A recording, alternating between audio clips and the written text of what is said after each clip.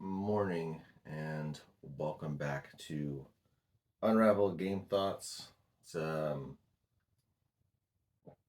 about 6 a.m. on Memorial Day, and I have Ezra and Nehemiah, and really wanted to demonstrate a solo playthrough. I'm not going to promise to get through all of it, but will give you an idea of what's here and as much of a teach as I can do. Probably will make some mistakes because I've played only a couple of solos, and no matter how many times I read the rules, I'm likely to make a few mistakes the first couple of playthroughs.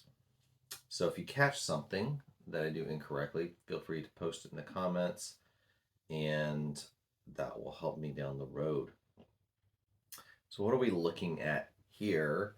Now, I will say, if you get a copy of Ezra Nehemiah, it's not going to come with these lovely trays. I 3D printed those after I got the game in order to package it a little tighter and make it easier to store. Oh, excuse me. And so starting on the top left, what we have are resources: gold, wood, cinder, and stone. Then I have the gates, which would eventually go out on various places on the wall, and there's 2 coins above each gate. Some of this that I have set up is for a 2-player game, or a solo game, solo or 2-player. And then we have Ezra, Nehemiah, and Zerubbabel, which can come out later in the game. Over on the main board, at the top, there are some filled in spaces. You have some neutral walls and walls and gate cards. I guess, the gate cards are available in the regular game as well. I guess you use these. Is that right? To use those? Yeah.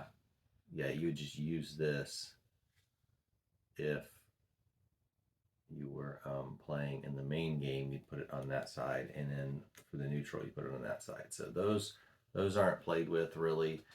They're just blocking part of the board in a 1-2-player game. And then around the edge, you'll see there are various resources. So when you're setting up, you take all but 10 of each resource, you put it into the resource bag, give it a really good shake, and then you're randomly putting these out on these marked icons on the board. That tells you how many each section of the wall gets. That's the rubble that we have to clear later. In the top left of the board, in the intersection, you can see the victory point going around the inside of the board. And this is the goods that can be delivered to the temple: stone, wood, or gold. So that goes into this section, and then there are bonuses for filling in those things. And there's another set. Whenever one of these columns gets filled, we have to do some maintenance, which I will need to double check how to do that, because I think I probably missed that when I was playing myself. But I didn't get filled that often in a solo game. Down here, just below it, we have where you can place Levites, and that is actually part of setup. Is going to be myself and the solo, who's going to be playing blue. We get a Levite there. And then up here in the top, it's like almost like an upside down pyramid of tiles. So Nehemiah, Ezra, and Zerubbabel, they're on the bottom, and they're randomly placed. Then in the center 2 rows are essentially game breakers, and before we get started with the game, I'll read those to kind of see what those entail for this game. And then at the very top are point tiles that can score points. So you have to kind of make connections in order to work your way to the top. So you're not going to get to the top till like at least the second after the first Sabbath, and I think in most of my games, I haven't gotten there until after the second Sabbath. Excuse me. Then we have the also part of the temple activity is the altar, which you can burn wood and cinders on to move down the altar track here at the bottom. prophets, Haggai and Zechariah, or Zechariah and Haggai. They hang out down here, and you want to get your altar marker either between them or past them, and they're going to move each round this way, making it, giving you a little bit more challenge and something to shoot for. And then we have the tenting around the city. So part of teaching the Torah is tenting around the city and get you some bonuses to do that. And then down here we have the player board. So if you're playing multiplayer, you're going to get this. Each player board is going to have a random development. There's 5 of them. They're all different sizes, except for these two. These two are the same size. And they can be upgraded. They give you a bonus, and they give you some other benefits in the game. And every player will also have a red, purple, and yellow blessing container. And those can give you bonuses whenever you get them sort of through each line. After the last one crosses each of these things, you get a blessing. I've got my deck of cards to draw from. I've drawn my first 4 cards. I have my wall deck, and I start with 4 guys. All my other either Levites, scribes, workers, basically, but they can be different things depending on where you put them on the board. They all start here. The solo board is right here. They're not going to tuck cards, so I just have their player aid just sitting out. They've got their wall deck. They get to start first. They get 2 coins, and they have 1 worker to start the game with. And I also get, because of my wall deck here, I have fewer spaces on this one, but I get to start with a gold, which is kind of nice. And we've got a supply up here of coins and bread, which are sort of your monetary units in the game. And then there's 5 tokens if you don't want to use the individuals, so forth and so on. So before we, that's pretty much all the parts and pieces.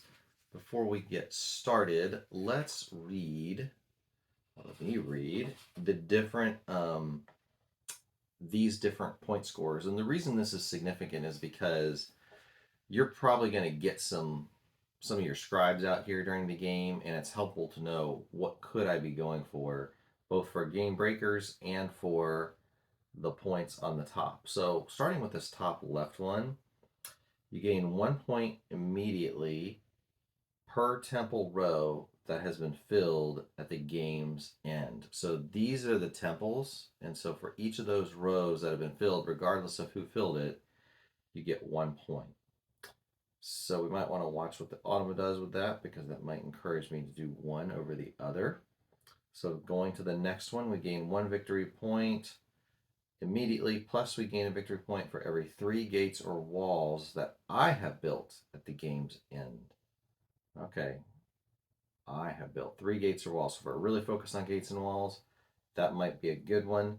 This next one is gain 1 VP per complete set of 3 different blessings at the game's end. A complete set of blessings is, as we move these along, they're going to move at different rates.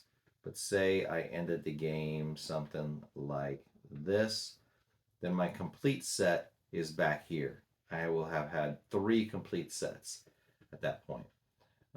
So it's wherever that last one goes, that's when you get the bonus, and that's when you've completed a set.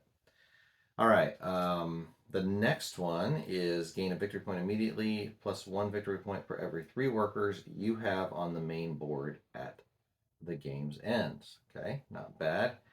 And this next one is at the end of the game, you score the character card you hold in hand as if you were scoring it during the Sabbath. That's a pretty good one. I got that one last time I played the solo. Because usually you're only going to score 4 of your character cards, but getting a 5th one can be pretty helpful. And then this last one is normally your coins are every 5 points is going to count for a point, but this one allows every 3 coins to count as a point at the end of the game. All right, so there are wood scrolls, and we'll start we'll start at the bottom and work our way up.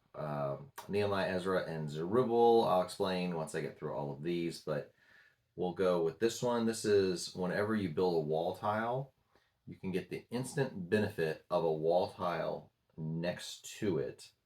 I don't want to say again because it's like you immediately gain the printed benefit of any one adjacent wall tile. The next one, usually you will only get the benefit when you build a wall tile. You would never get it any other time of the game. So being able to build a wall tile and then get an extra benefit of something next to it is pretty significant. This one, you're going to gain a victory point and any one blessing and one food. Well, you immediately gain a victory point, and then you gain a blessing and a food when you place a gatekeeper. So every time you build one of the gates, that'll help you with that. This one, you gain one. Oh, sorry, that's not the blessing. What am I looking for? I might need to reference my other sheet. No, it's out here. Oh, where is it?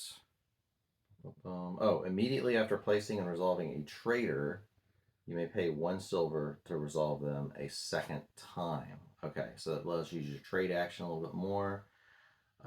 This one, is it on here? There's a couple other 6 of these tiles that came as a, I think a Kickstarter, like a upgrade. So you gain 1 additional blue banner for each pair of red and gray banner you have when you take the main action. Nice. All right. And I'm going to go and keep this out because this one here is on there. You gain 1 fewer gold, pay 1 fewer gold, stone, cinders, or wood, or 2 fewer silver when turning over the development tiles. Nice. I think that's everything that's on there. All right, so we'll set that to the side. And then this one here is lose 1 VP immediately. You do not need to feed your scribes during each Sabbath. That one's pretty handy. Pay 1 fewer stone when building gates and walls.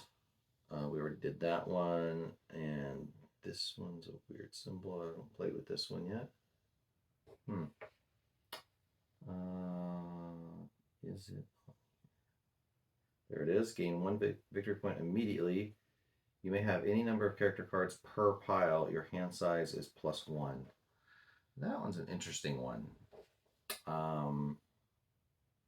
And we have this last Toro one. Okay, gain 1 victory point immediately. Pay 1 silver or pay to turn over a development tile. Gain 1 silver or pay to turn over a development tile after trading. So that gives you the option of, usually you have to pick, because that's an auxiliary action, to either flip a development tile because you have the resources to do so, or to take the trade action on one of your characters. So that gives you the option to do both on a turn whenever you trade. It says technically after trading, so that's interesting. All right, so let's get started. The Ultima always goes first, and we're going to flip one of these focus cards over, and it gives us a gate. So this is saying the East Gate, which is up here. It always gives you a little map of where it is. And I apologize if there's a glare. I mean, I got a light overhead and a light behind me, so lighting is not my forte. And then if it has the coins, it always tries to do the highest thing. So in this case, he has to pay the East Gate, which is going to go to the supply because nobody owns it. And then he's going to pay another coin to gain a gold. And so that's just going to go to his area. And then he's going to flip over a, I forget what, a scheme card. If he has 2 gold, then he would clear rubble and build. If he has 0 or 1 worker, then he will gain a worker and gain a gold. So it's just kind of, he doesn't pay those resources, but if he has them, he then will get the thing to the right. If he has nothing and gets to the bottom, then he does other things. And you just work your way down the card. You're always going to be able to do something. I don't think I've ran into a single card where I couldn't do something. and then his turn is done. That's it. I mean, super simple.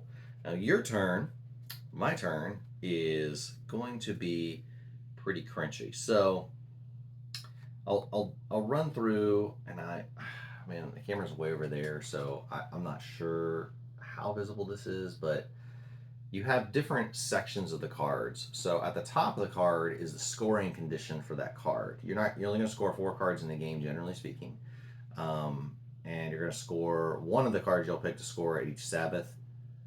1 on the first Sabbath, 2 on the second Sabbath, and then 1 on the last Sabbath. So the first one you score is going to score every Sabbath.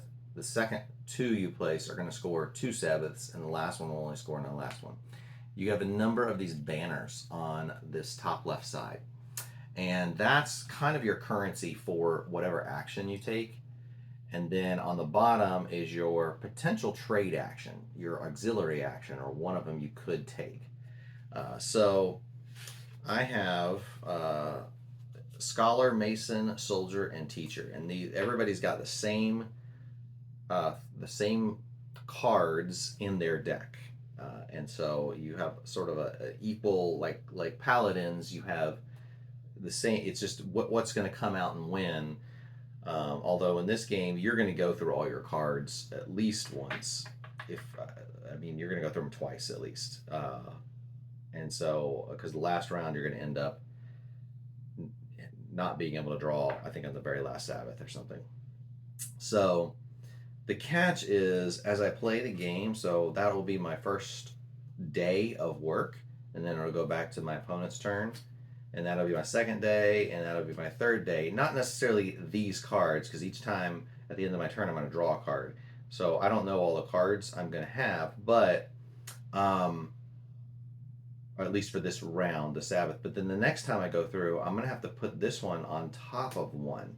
So part of my crunchy decision making is going to be, which cards do I want to be on bottom, and which cards do I want to have those banners exposed for the entire round, or for as long as possible.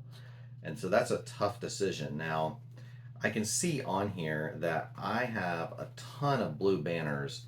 I mean, I'm at least, without using an Elder to do any of the actions up here, 3, 4, 5, 6, 7 at some point. I'm also supposed to start with 5 coins, and I'll just do that, and 3 food. That's my starting food. The Automa never gets food. He always gets coins to replace food, and he never gets any other kind of stone except gold. So if he ever would get something other than gold or from around the board, then he will end up getting, he'll get gold instead. He'll put that other thing back into the supply and get gold. Okay. Well, getting some of the scribes up here will be an awfully good option for this game, and to some degree I could probably set myself up to not need more, not have to use an Elder, because what I could do on my turn, say I really wanted more scribes, I could go, I'm going to go 2, and that will give me 2 extra Elders if I put that guy there. It's like a free action to put one of my workers there. Now I can't use him the rest of until the next Sabbath and I get him back, but it gives me some bonus flags is what I can do. But I don't think I want to do that. I like this guy, and he has a trade action here of I could pay as many times as I want, pay food to get money. I'm gonna go ahead and get 5 coins with this thing instead of that deal, because I'm gonna be using the coins. So I have a lot of things I can do on my turn, but I think I'm gonna do my main action first, and I need 3 flags. I have 3 flags on the teacher. So I'm good with flags, and the question is, would I rather have Ezra, Nehemiah, or Zerubbabel? Zerubbabel gives me food, but he's going to cost me an extra coin. But with this main action, I have an option that I could do something a little bold because it would be fun to do, and I think I'm going to. I was going to get get Ezra because I wanted the blue flag, but I think I want Zerubbabel. So this has a white worker on it, which means I'm going to have to pay an extra coin to move this white worker up the side here. And I'm actually going to take Zerubbabel. Now this is the first, it is the first Sabbath. We haven't even gone through the first Sabbath. We're in the first. There's 3 rounds of the game, so I'm gonna get 2 food. If I was getting this guy in the 3rd round, I'd get all of these things: 2 food, a gold, and a blessing. But as it turns out, I'm getting him in the 1st round, and he's just gonna give me 2 food, and then I tuck him under my player aid, and now he's a permanent red banner that I have all the time. So I'm going to get my 2 food, and then I'm going to do this really bold thing. Oh, and I had to pay 2 coins because that's under that flag. I also had to pay 2 coins. I had to have that at the beginning of my turn to do that. So I'm going to have to take one of my workers and put them on Zerubbabel, and that starts a potential chain. So I can build off my worker, I can build off the white workers and push them up. Or I can actually go off the white workers if I wanted to go even higher. But for now, I'm gonna stop there. But I am gonna do my bonus action, and I'm gonna pay all of my food, and it won't be till next turn. I'll show you why. So that's gonna be 2, 4, 6, 8, 10. That's gonna give me 10 coins.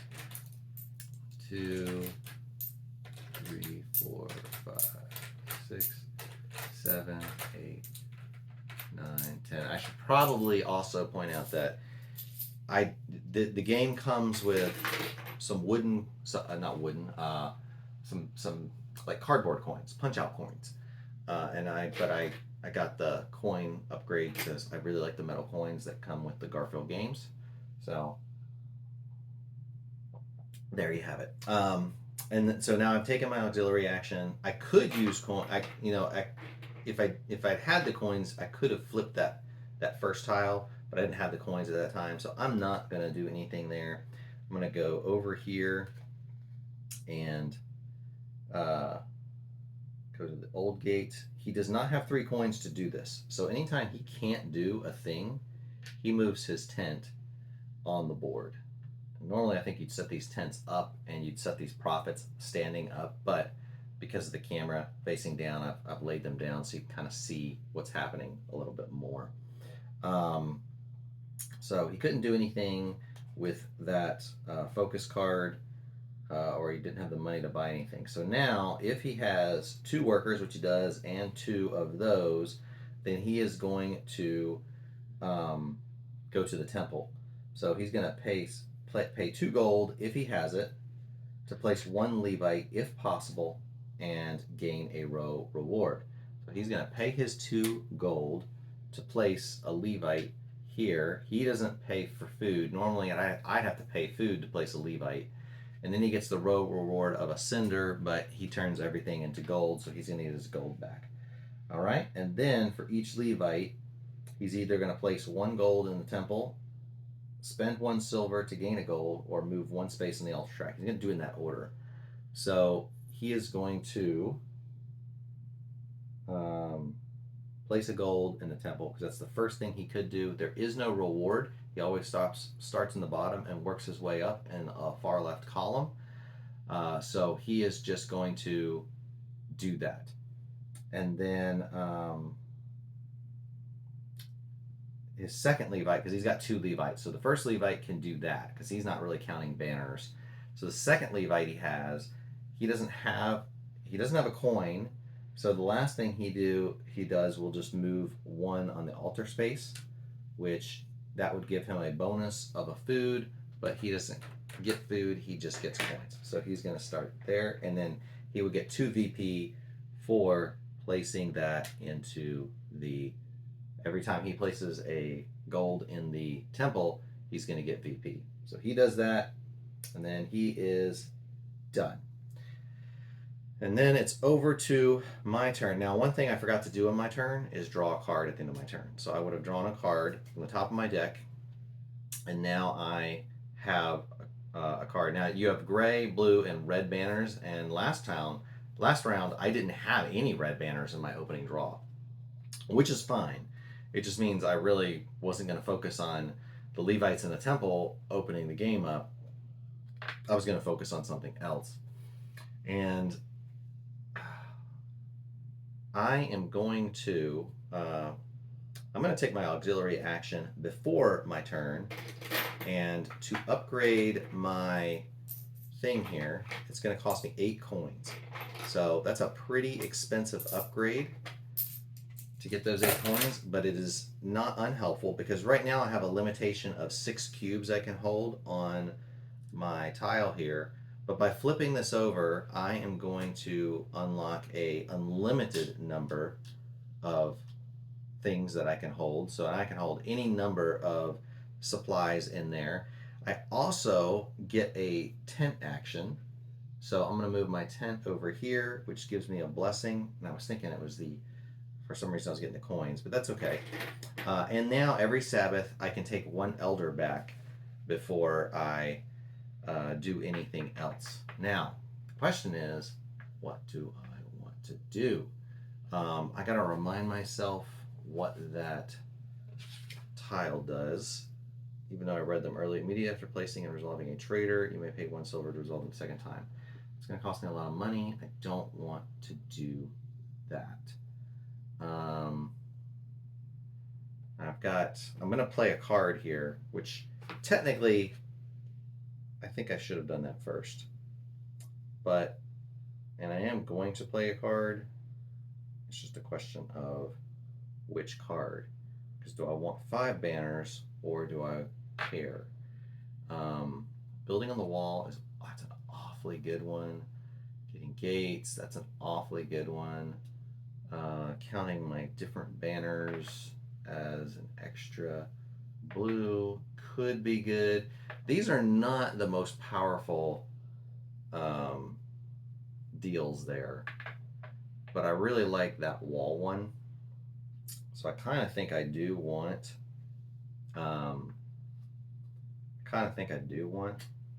to do that, which is going to cost me a coin to go above this guy. That goes to the supply. And then it's going to cost me 3 coins to go here, and I have 5 banners, and then I'll put a guy here. So if somebody takes Nehemiah, then he's going to jump up to there. But that will give me, when I build on the wall, that will give me some long-term benefits building on the wall, which I really like.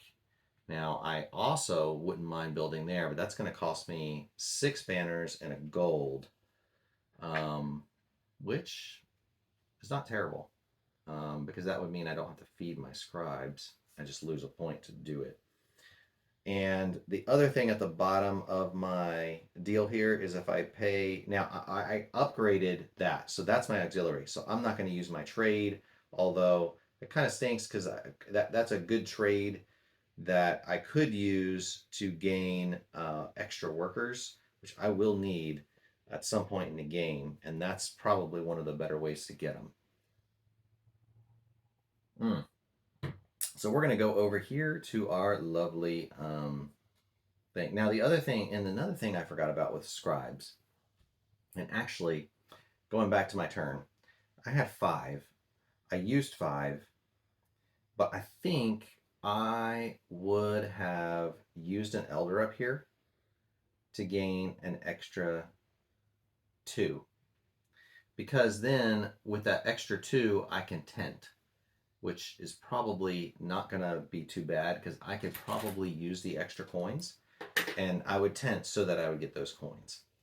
And then we'll remember to draw a card at the end of this phase, and done. Now I'm done. So but now I have an elder, one less worker. So even though I know I still have 3 workers left, I'm actually feeling tight on workers because I know how fast they go because they never leave the game when they're here, and they never leave the game when you get Levites. So you balance figuring out your worker balance, and it's a limited supply. All right, did I draw over here? That was turn 2 for me. He's taking turn 3, so he just flipped that over. He's got 1 coin. It's not enough to do anything, so he is going to tent and get 2 coins because he cannot do his focus action. If he has a worker and 2 gold, then he will clear rubble and build a gate. If he has 2 gold, he will just build a wall. He doesn't have either of those things, so he's going to get a worker and a gold.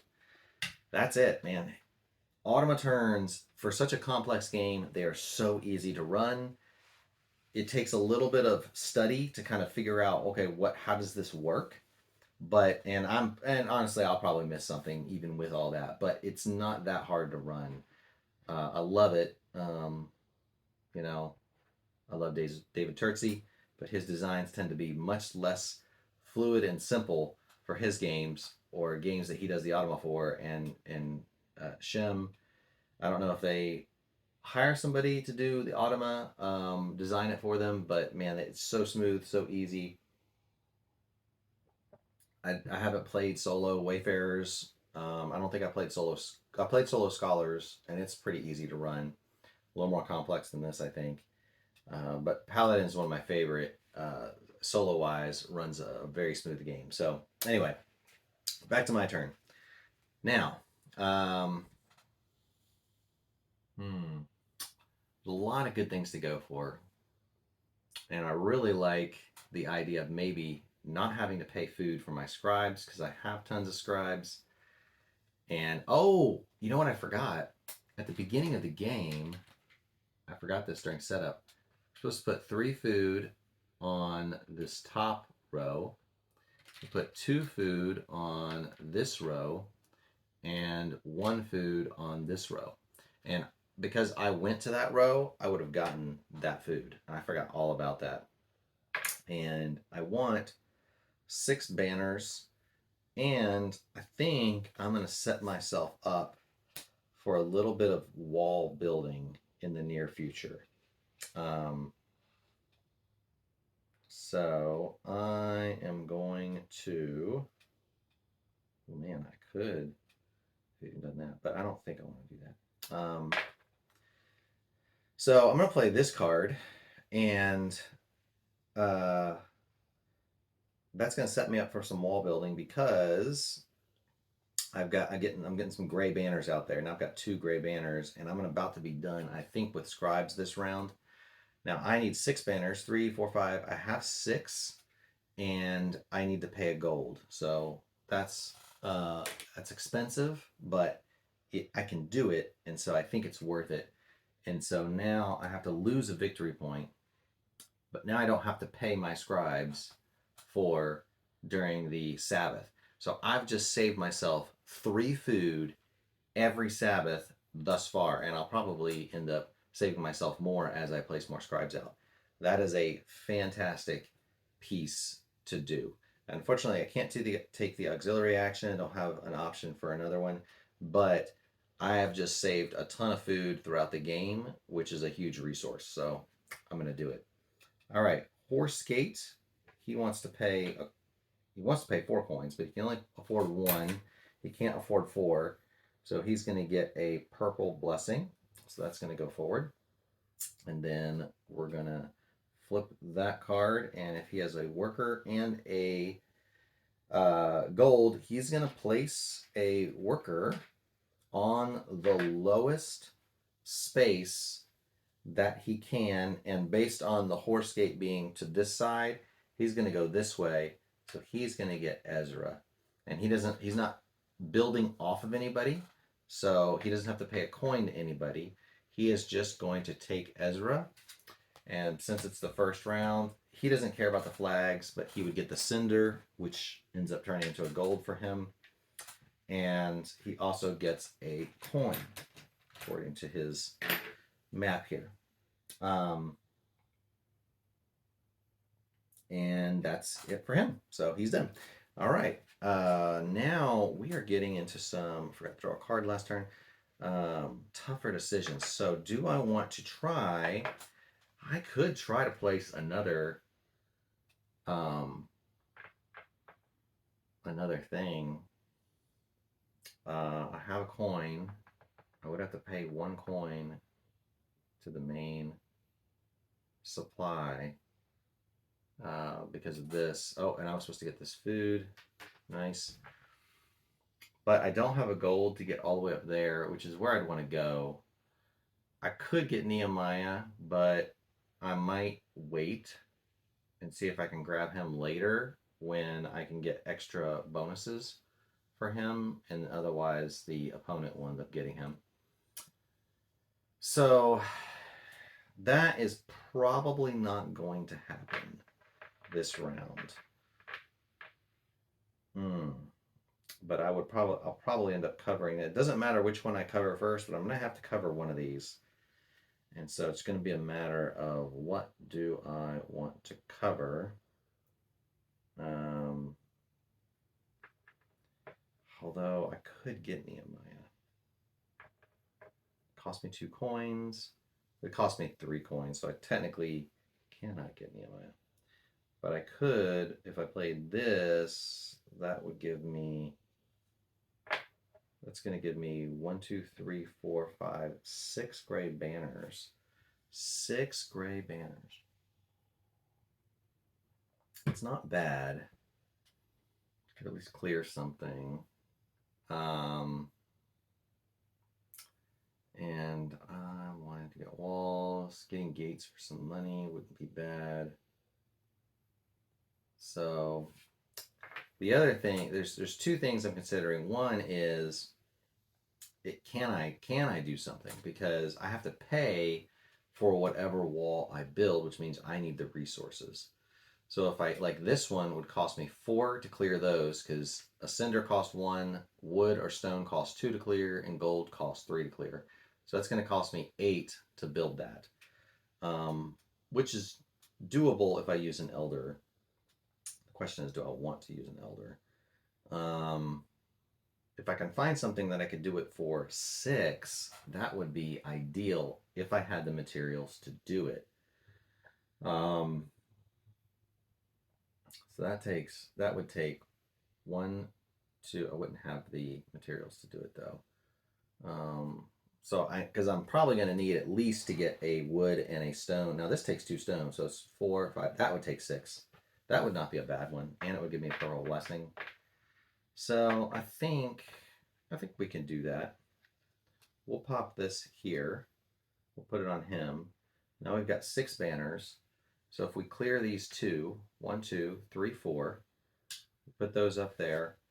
And to build this wall, it takes 2 more banners. I've used 4 banners to do that. Plus I cleared it. So as soon as I clear it, I get to move whichever blessing. I got a purple blessing. And now I get, I can build a wall for 2 banners. So I'm going to look at my top 3 walls. I'm going to see what I get. Now, we are getting close to needing some food. So I could get food. I'm probably going to have to do some work in the temple. So cinders would be helpful, but also building wall spaces. Now to build this wall, it's going to cost me 2 of those. So I'll go ahead and do that. And I could get a wood to help build some other walls. That would not be bad. Cinders would help in the thing. Food, right now I'm going to have to pay for 1, 2, 3. Oh, I forgot. I'm going to pay for these guys too. At the beginning of the game during setup, I was supposed to pick 2 gates that I wanted to be next to. So I'll pick that gate, and I'll pick that gate.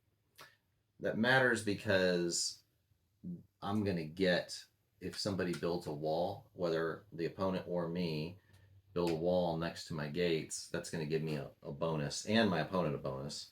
But it could influence builds later. This time I do not have really much of an option, but I do have to consider that I'm going to pay 1, 2. I don't have to pay scribes. 3, 4, 5. I'm going to need 5 food in order to feed everybody. And so I got to kind of consider where am I going to get food from. I think I'm going to be good on food. So I'm going to go with the idea of building. So I'm going to put my wall there. The card has my color on it, so I'm not going to worry about that. And I'm going to gain 1 wood because I just built that wall. Now for the other 2, this is a tough choice. 1 goes on the bottom and 1 goes on the top. So I think because I've helped myself with food, I'm going to assume I can probably get food from elsewhere and put that one on the bottom. And then I'll draw my card, and I am not using my bonus action because I want to use that wood to build the wall. All right, so then he is going to go. So he can spend 1 coin to gain 1 blessing, and he's going to immediately get to move on the altar, which is going to give him another coin back. And then he's going to do his scheme card. If he has 2 workers and 2 gold, which he does not, he would do that top action, getting a scribe. If he has 2 gold, then he is going to clear rubble and build a wall. He is starting at the fountain gate as an option, and he's going to go to the first wall. So he's going to clear these 2, and that's going to give him 2 gold. And then he always pays 3 gold to build a wall space and only draws his top wall to build it. So he's going to build that. And that is going to give him 2 food, which is coins for him. But he's built it next to my gate, which is going to give him 2 of the stone above the gate. Also gives me, now his convert to gold, but it's going to give me the wood and the and 1 of these. So that was, while that was very nice for him, that also helped me a little bit with some extra wall building. So I will not be unhappy about that. All right. Now, I probably could swing one more Levite or scribe, but I don't have the gold I need to actually do it, so I'm not going to do that. The question is, where am I going to put this? I have a really good one here and the ability to buy 1 gold for that, but I am going to lose my potential to do a scribe at the top. That would be 1, 2, 3, 4, 5,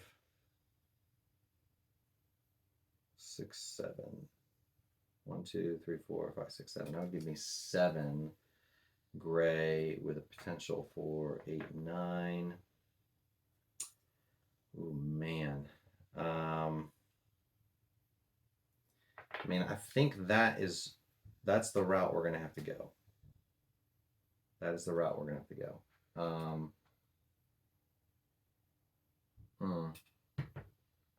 So, oh man, I could get that gold. So we have 7. We're not going to need a ton as far as just stuff. But do we clear? Do we get gold? Getting a bonus to a space would be handy. This would cost 3 and 6 to clear, but is 3 wood to build, but would give me some back because it's next to my gate. Not bad. But it doesn't give me the bonus. This would cost 3, 4, 5, 6, 7, 8, and would give me a bonus wood and a blessing. Building a gate would not be bad either.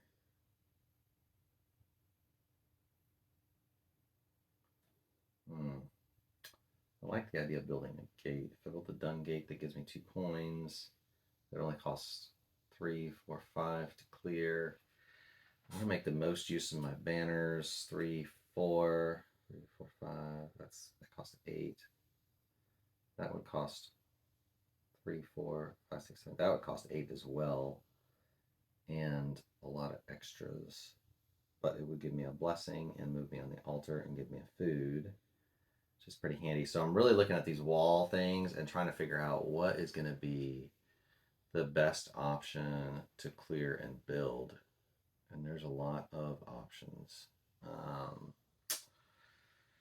Well, man, that's a little... I think that gives me the biggest bonus immediately. That would cost 6 to clear. So if I clear this one, I get those 2. That cost 3 banners to clear. It's going to give me this blessing. And then I have to pay 3 wood. And I can build a wall there. 1, 2, 3. So part of this is going to be, which bonus do I want? Ooh, now I'd have to pay another worker, but a worker bonus would be very handy. So I am actually going to do that to gain a worker. And then I will, I'll just go ahead and put cinders on the bottom and the white on top. But I built next to my gate, so I also get a bonus here. And I've got that unlimited room there, which is fantastic. There we go. I think I did that, and I could pay for a gold. I think, and that goes to the east gate. So east gate is up top. That's going to go there. That's going to go there. I'm going to go ahead and pay for gold because that might be helpful later. All right. So let's go to his turn, sheep gate. Now this time he has the most coins he can pay. So he's going to get a red blessing, and he's going to get to tent 1 space. So he's going to do that, which gives him a gold. And then he's flipping his last card, because remember, he went first. He doesn't have 2 workers and 2 gold. He's got 2 gold, though. So he is going to build on the wall, starting with the sheep gate, and the arrow points this way. So he is going to build here. So he's going to clear, he's going to get that one. Whoops. He's going to clear that, get that. It's going to give him a red blessing. And then he's going to get his wall here, which gives him any blessing. He likes his leftmost blessing, and I think he goes top to bottom, if I'm not mistaken. And that is going to be, plus it built next to his gate, which gives him 3 metal coins. Not too shabby. All right. So I am on my last turn. Gotta draw that card. Wow. All right. So I have some tough choices. I could go try to sacrifice on the altar. That would not be terrible. And at least, so I'm going to get a food even if I am below the profit there, which is kind of not bad. But if I can scooch ahead of him, I can also, and he's already taken his turns, so I know if I can move at least 3 spaces, then I'm good, which would take 3, at least 4 to do that. And that's pretty doable. Plus I get an elder back, and I'm going to get an automatic elder back during the Sabbath because of my flipped development tile there. I kind of feel like that's going to be the way to go. I would need at least 4. And let's see. Point-wise, that's not going to matter. I don't think the food is going to matter, but I am going to need to take 2 actions. I'm not going to have the coins to spend for that or that, actually. So I think we're going to put this on her. She's got 3. We're going to have to use an elder there. So we have six things. And then the first thing I can do is I have to pay the food cost. So it's going to cost me 2 food, which I hate to pay, but I'm not going to have to pay food for that guy. He's going to give me a cinder. And now I have 6 flags and 2 Levites to work with. So I can either put something in the temple, my flags, but I'm not going to do that. I want to burn on the altar. So I'm going to use each Levite, I can do 1 burn. So if I burn my wood and I burn a cinder, I'm technically only using 4 flags, but that will give me 3 moves on the altar. 1, 2, 3, which puts me just ahead of Zechariah, and I get those 2 bonuses, which is a food and a coin. And then, yeah, there's actually a good reason I chose that strategy. All right, so I'm going to flip this over because we are now on Sabbath. And so the first thing we do is we resolve, first I can use farmers and laborers. I have 1 labor. Now, there's a couple of things. I think I have to do, so I have this, so I can pull 1 of these guys back at least. Now, I guess I can do this first. That makes no sense, because otherwise it wouldn't make any sense. That I can pull another one of these back because I am between the prophet's judgment, and so I am good there. So I'm going to say that I can pull 1 back, and I can use this before I pay my workers. So I have 1 extra to use. So I can either put, I could do all 3 of these as a laborer or a worker, or a laborer or a worker. They're basically a farmer or a worker. So workers will give me coins and like resources, everything but gold, and that will give me food and coins. Whew. And I'm gonna need what, 3, 4, 5 food. I'm gonna need 5 food. So food is gonna be a necessity. Otherwise, I'm gonna lose victory points. So I am going to put at least 1 there, because that gives us 1 food and 2 coins. And we can always pay 2 coins for a food, because I kind of want to do the least number here that I can get away with. This will give me another 2 food and, or 1 food and 2 coins. So now I have the 5 food I need. 1, 2, 3, 4, 5. Don't have to pay for scribes because of my thing, and don't have to pay for Levites. That gives me exactly the food I need. And then I can place a guy here, and ooh, not bad. I think I'm gonna want to build on the wall, so I'm going to grab 2 wood. That's what I'm gonna do. So now I've done that. Now I have to pay 1 food per worker. So there's my 5 food. The automa does not pay food. And then, what is next? If I can't pay, I pay workers, and then I tuck 2 cards to do scoring. Oh, they're not from there. They come from here. So I pick, not 2 cards, I pick 1, because it's the first scoring. So I got to pick 1 of these cards and decide which one I think is going to be the best scoring opportunity. Well, this one scores my top two scribes, the row they're in, so that would immediately be 5 points. Not bad. This guy is for every wall section I've built, which would be 2 points. That's going to be for how far that is. That's only 2 points, 1 point. Don't have any gates, so that's just a point.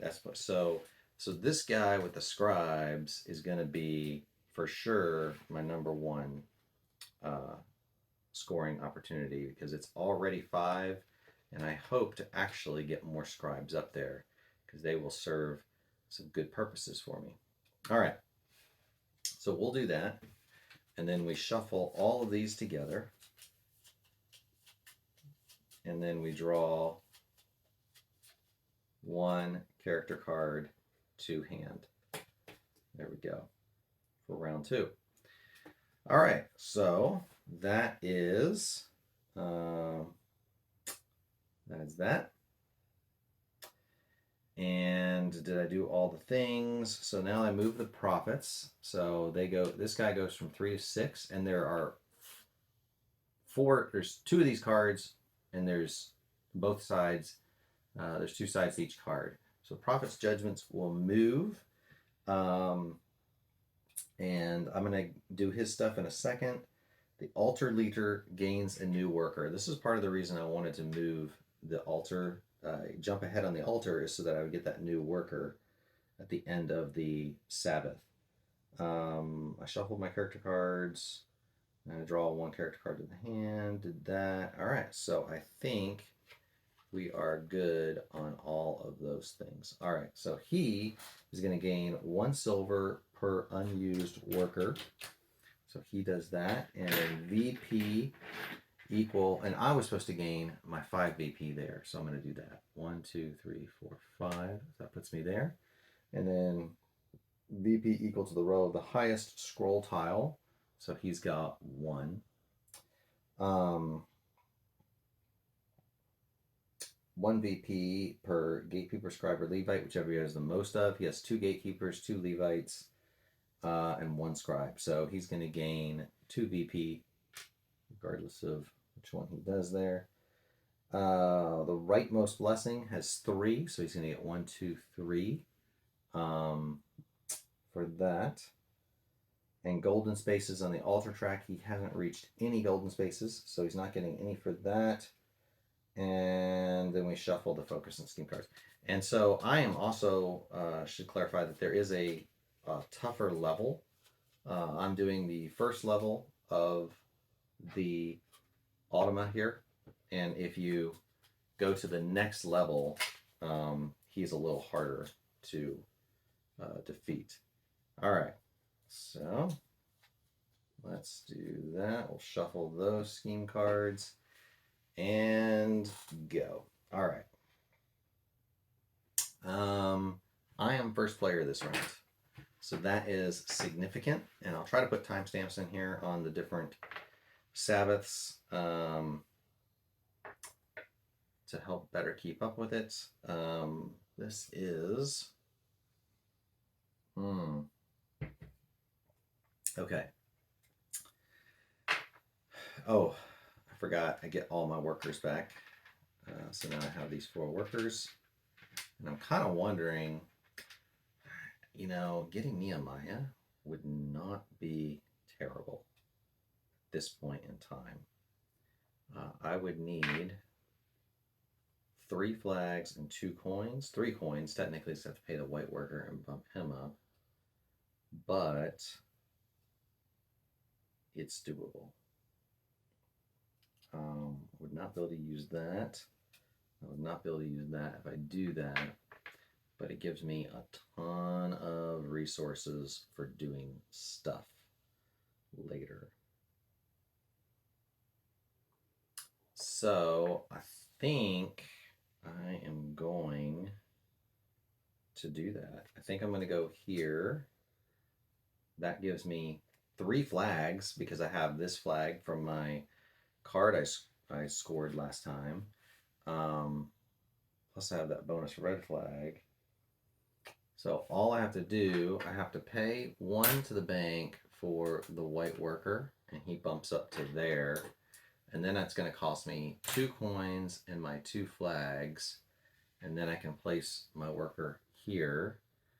And that's going to give me Nehemiah, which, because it's after the first Sabbath, I'm going to get one of these and a gold. So essentially, I'm stealing those from my opponent if he was to grab Nehemiah. But that gives me one of each flag whenever I'm taking actions. So not a bad deal. I'm not going to be able to afford that, although could do that. Don't think I want to. It is tempting though. That gives me an extra worker. If I go there, I think I'm going to hold for now and just draw my card and see what happens. Okay, so we are done there. So now he is going to flip his card. Fishgate, he can pay. Actually, he can only afford to pay the 2. So the Fishgate, which is over there, is going to get an extra coin. That's where you often pay them to the gate, and no one owns that gate, so it gets an extra coin, and then he's going to pay 2 to the supply and get an extra worker. And so he is going to have 1 worker and 2. So he's going to build the fish gate. Actually, he's going to clear the fish gate of that. There's no blessing for clearing a fish gate. He always pays 3 gold for doing it. And he is going to build the fish gate, which means he gets all the money for doing it. And nobody gets a thing yet. You have to build next to the fish gate to get that thing, but there is an immediate bonus of 1 money. That will be 4 points for him at the end of the game too. All right. So that is a way to get a worker though, and if I can build that wall, that will be a significant bonus for me. So that wall would take 3, 4, 5, 6, 7. It will take 7 things. So that would be, I don't even know if I can. 3, 4, 5, 6 is the most I can muster. Oh man, that is too bad. I really would love to build that wall. So there's no way to get a banner out of anything. Shoot. Next round, if I can build that wall next round, then I will be in good shape. That will be fantastic. Now I could get 1, 2, 3, 4, 5. I could get 6, and I have gold. So making all my walls cheaper to build would be pretty fantastic.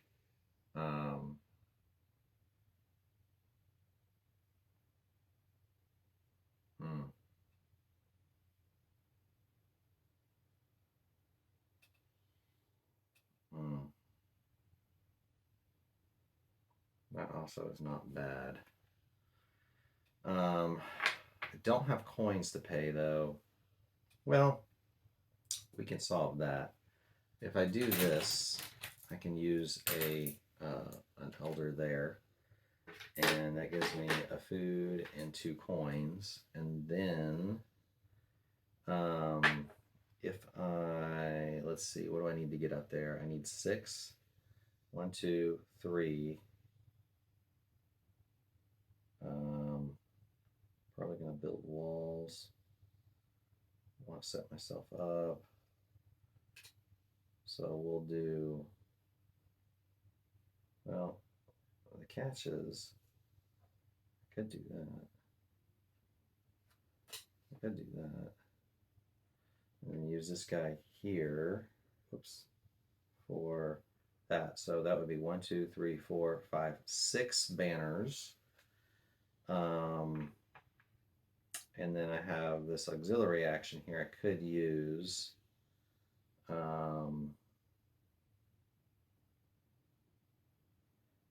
I'm going to use 2 cinders and gain 2 coins. I'm going to have to pay 1 coin because of this guy here. I'm using him to get up to there to place this. And that just means all my wall and gate building is going to cost me 1 less stone. Just pretty handy. I like that.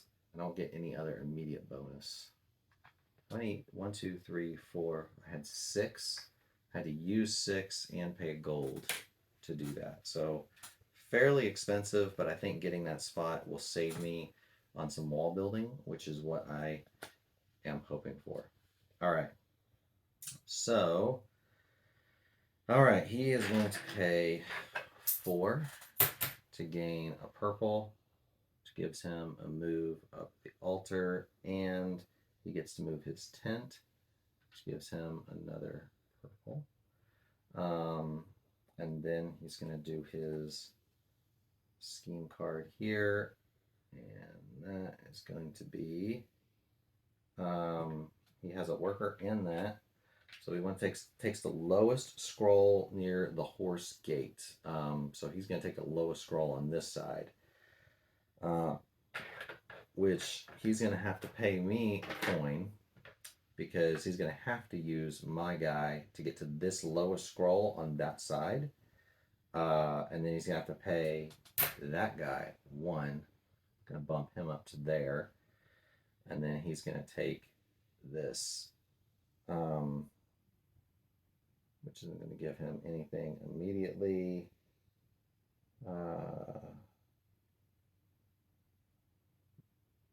Hero cards. Oh, they're not getting hero cards. Okay. All right. Okay. So that is his turn. Done. Oh, he gets a coin too because of his action there. All right. Ooh. Okay. So hopefully you're kind of seeing some of these crunchy decisions here as they occur. And now building walls. I could go hard at building walls. That would be not a bad deal. I could go for that highest row, but I don't think I can get 7. I'm almost certain I can't get 7 things. So building is going to be my best option. What's the most I can get? 1, 2, 3, 4, 5.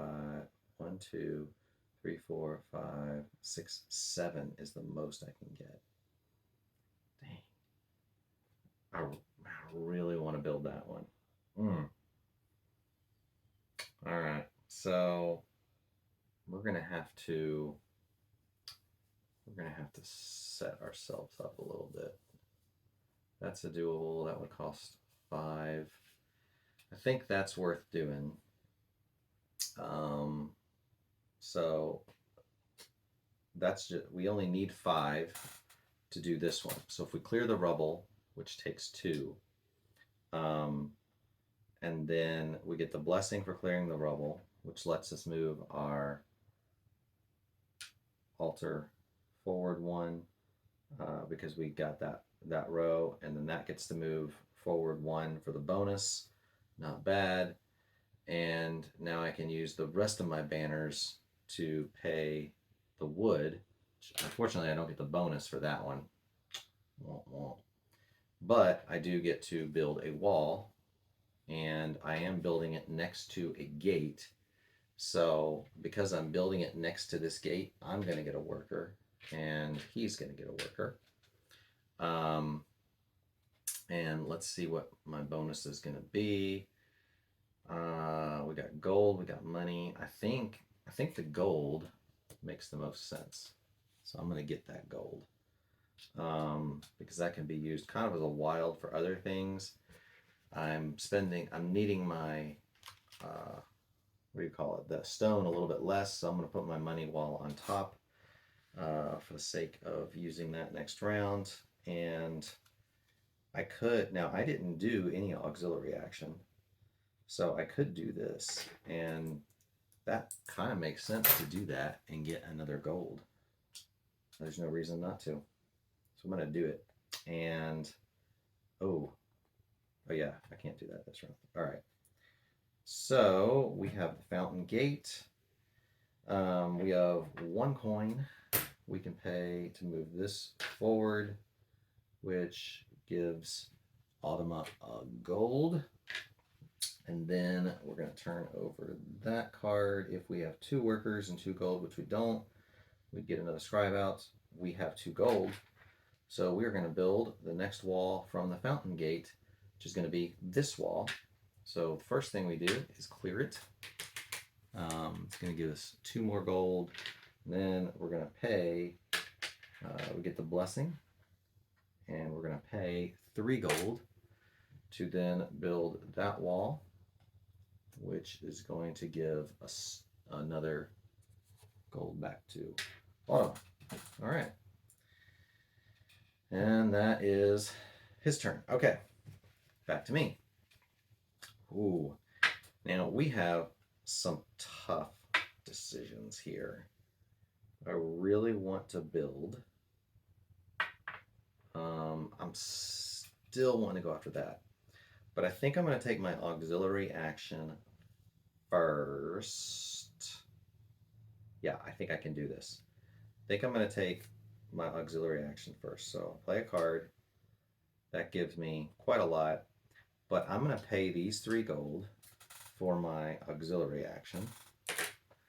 And I'm going to flip this, which lets me get one of these guys back as an immediate bonus, which is fantastic.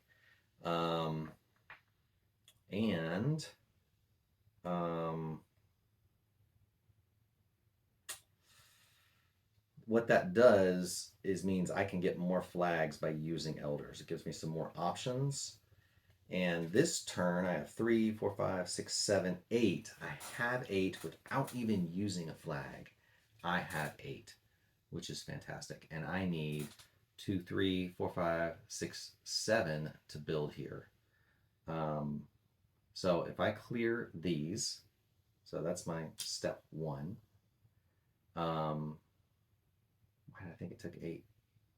4, 5, 6, 7. It took 7. Gee whiz. All right. Can't even do math. So I clear those. I have 8. What am I doing? Oh, I get the blessing. So this moves forward, which gives me a tent action, which gives me a gold. Nice. Didn't even count on that. And now I can build my wall, okay, which is going to give me a ton of stuff because of my other bonuses. Now I'm going to get to pay 1 less stone for the wall because of the scribe I got. So that is very handy.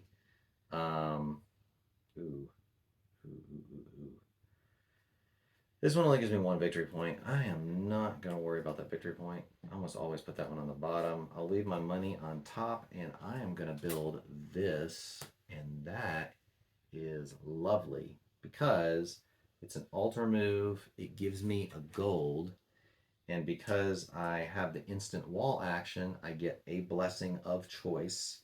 So I will just move, I'll move that one forward. And then I also get a worker.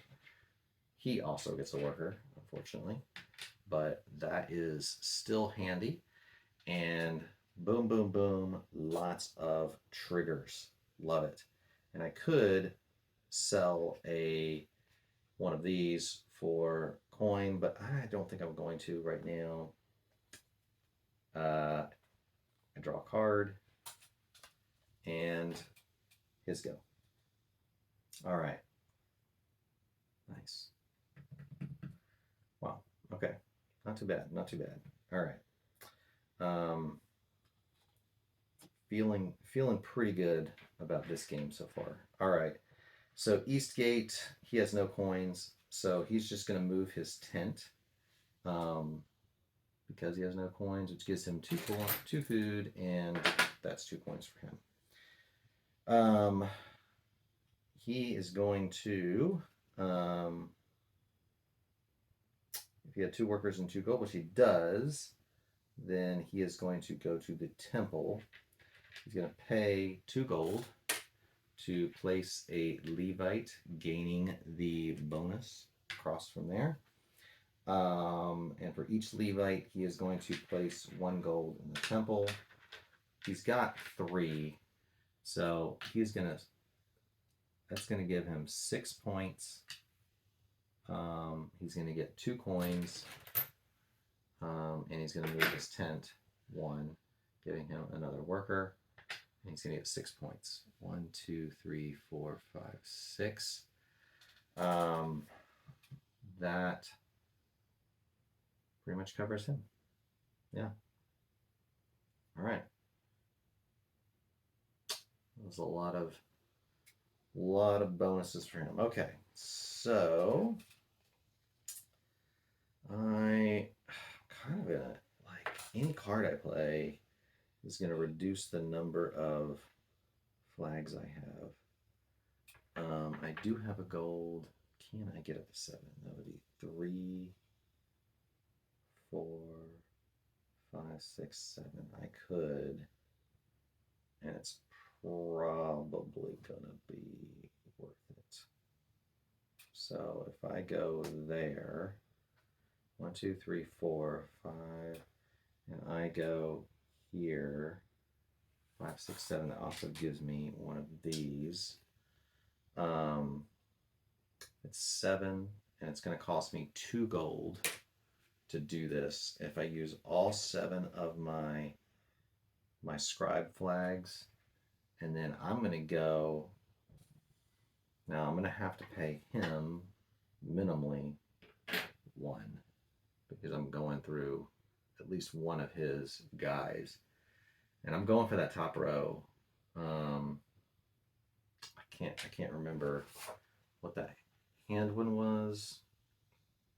At the end of the game, score the character card you hold in hand as if you were scoring Sabbath. That one is awfully good. That is awfully good. Game one for every 3 workers you have on the main board. Game's end. Right now, 1, 2, 3, 4, 5, 6, 7, 8, 9. So that's like 3, 4 workers. I think this is going to end up being the one that I get, which gives me this food, which is fantastic. All right. Draw a card. And I think that's 4. Yep. And then he's going to draw a card. All right. All right. So he's going to spend, where's the Watergate? That is, Watergate is over there.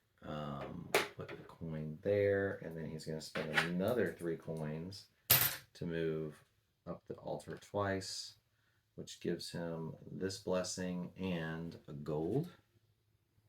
So I am still technically in the lead because I'm on the bottom, but it's close.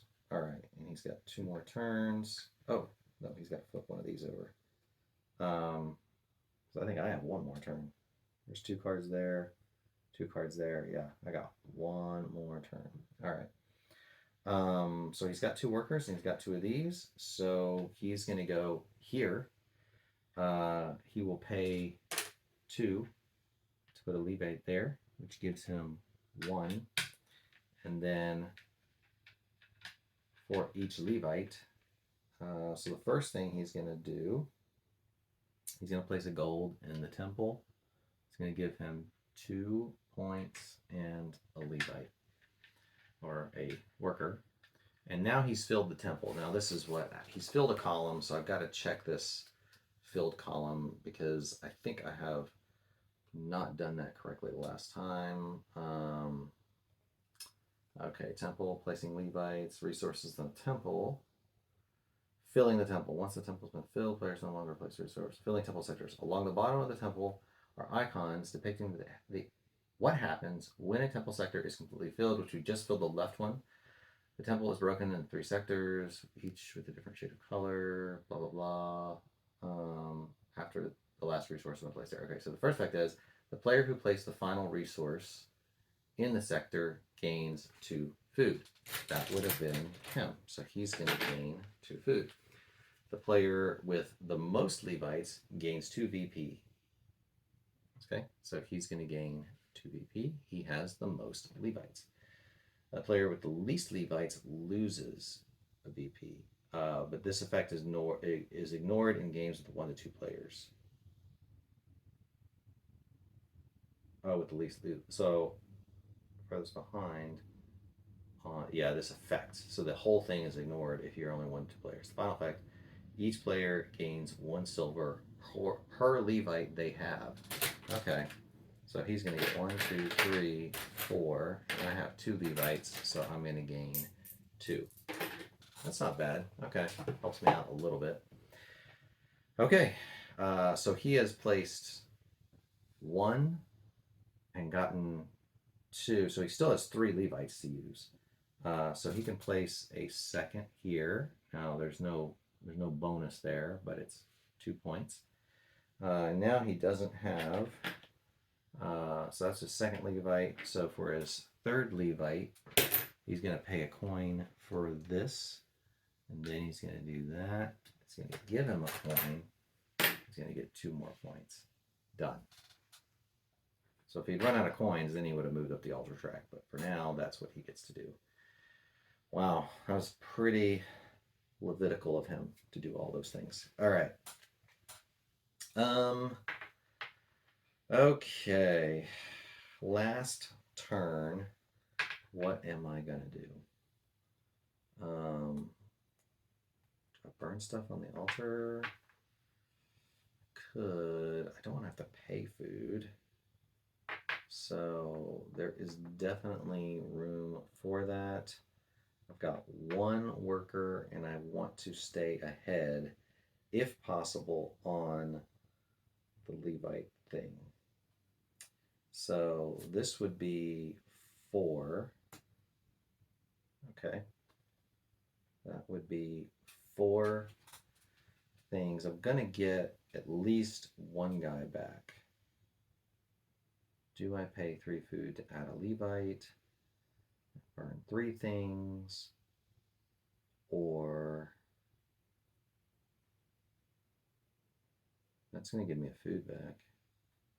But I'm going to be paying a lot of food to do that. And I still have to pay food for my worker. So I think I'm going to stick with my 2 Levites. I'm not going to add a Levite.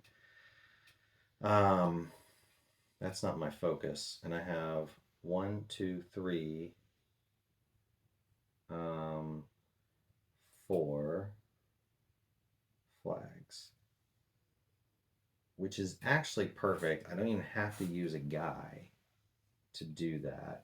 That's 4 flags. I could burn 2 of these. Actually, that's 2. Well, if I use my 2 Levites, I'm burning 2 of those. I could gain a food, but I don't think I need to. Yeah, I'm just going to burn 2. And we'll go 1, 2. It gets us in between the prophets, just barely. Gives us a purple blessing. It's minimal, but I think that is the direction I'm going to go. And I could pay gold to get 3, but I'm not going to. He's got tons of coins. He's going to go to the Valley Gate, donate a coin plus 4 coins here to gain 2 gold.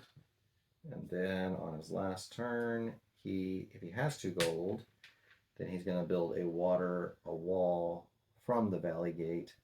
So he's going to clear that, gain it. That's going to give him a red blessing. And then he is going to build that wall, which gives him a worker. But I also like that it's near a place that I could potentially do one next round. So now we are going to go back to Sabbath and do our things. use farmers and laborers and resolve this. So I get one back as a normal act, and then I can use these to do to get things I need. Now I'm gonna have 3, 4, 5 guys I've got to pay because I don't have to pay my scribes. So I only need 1 food, which is not too bad. I'm gonna gain a food and 2 coins so that I have my 5 food, and I'll go ahead and pay. I'll go ahead and pay 5 food for my action, and then I'm gonna get 2 wood for this guy, so I can use it for walls because that's what I want to focus on. And there we go. Now I'm going to tuck 2 scoring cards, and I'm going to score 1 of them. All right. So the question is, it's got to be one of these. I really don't want to score that guy until maybe the final round, and I want to use him. Don't want to use him. I don't have gates, plus they're builders, and I really want to use them. So this is number of Levites, which I don't have a lot of scoring. How does the scholar score? He is scoring 1 VP plus 1 VP per scribe. I have 1, 2, 3, 4, 5. I have 6 scribes. So he is scoring 7, and I'm scoring my top 2 rows. So he is a for sure scorer. Plus that gives me an extra flag. And my other scoring unit, shoot, I don't want to use her as a builder. I hate to use my red. My lookout is a maybe. Man, that's tough.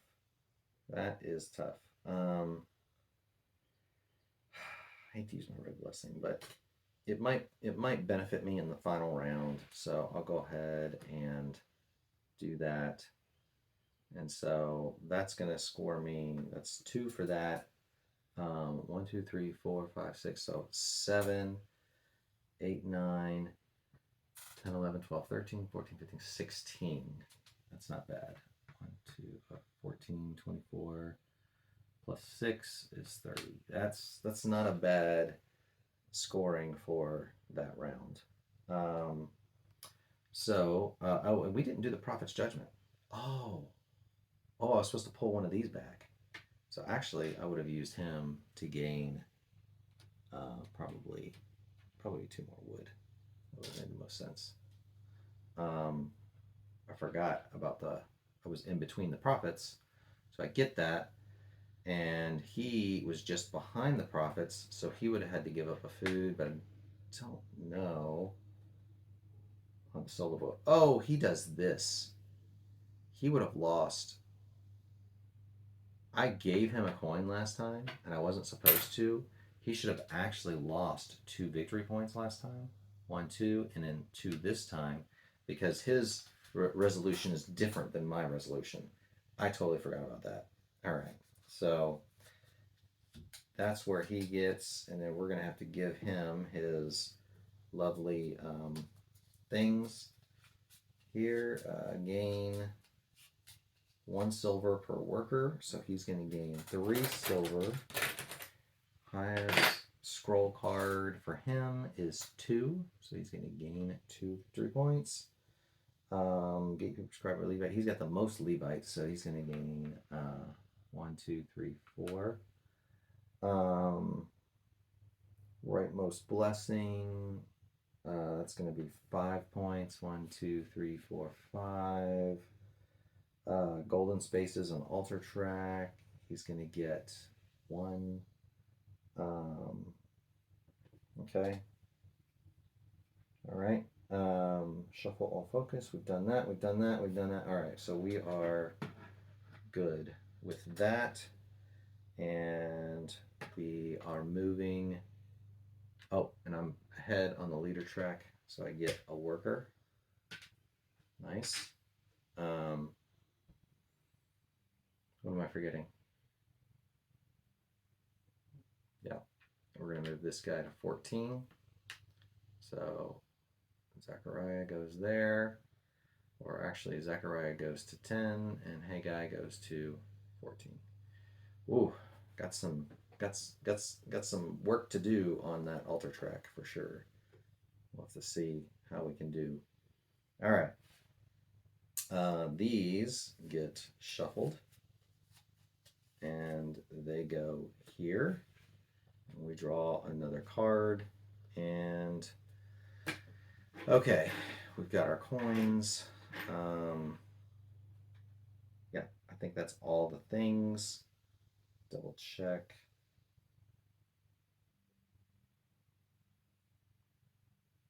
Yeah. All right, we're good. Okay. And then he's first player now because it switches back and forth. So the first thing we're going to do is we're going to pay 4 coins and move this up and get a tent action, which moves that up again. And then we'll draw this card. If we have 2, which we do, we're going to build on the wall from the fountain gate. So we're going to build this wall. He's going to gain that. And that's going to give him an orange blessing, but he's maxed out, so he doesn't get one. And then we're going to build that wall, which gives him 3 cinders. And those are going to go there. Wow. Okay. Wow. All right. So we've got 1. Ooh, that would be a good gate to build. And that would give me at least, well, that would give him a bonus. It won't necessarily give me a bonus. The walls are built, so I would get the bonus right away because the walls are built. I guess I would get it twice because both walls are built on either side. That is a, I need to double check that. Connecting walls and gates. After building a wall or gate, connection may be made between a wall and a gate. And some rewards for all players involved. Top of each gate and the corners of the main are gained when either a wall is built next to a previously built gate or when a gate is built next to a previously built wall. Which comes first does not matter. They only gain the reward once if they build the wall and the gate, not twice. If the gate is built between 2 previously built walls, this effect will be resolved twice. Okay. In this way, each gate can be resolved in connection with a wall twice per game. Okay, gotcha. So I would get both, and it is the dung gate, and it would give me a ton of wood and money. So it would probably, it gives him stuff too, unfortunately, but it's probably worth it. It would cost 3, 4, 5.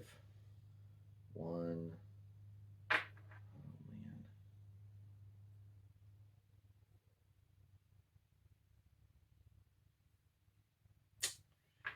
Hate to do that, but I think in the long run it might be beneficial. So I'm going to, wow, I'm going to lose a guy.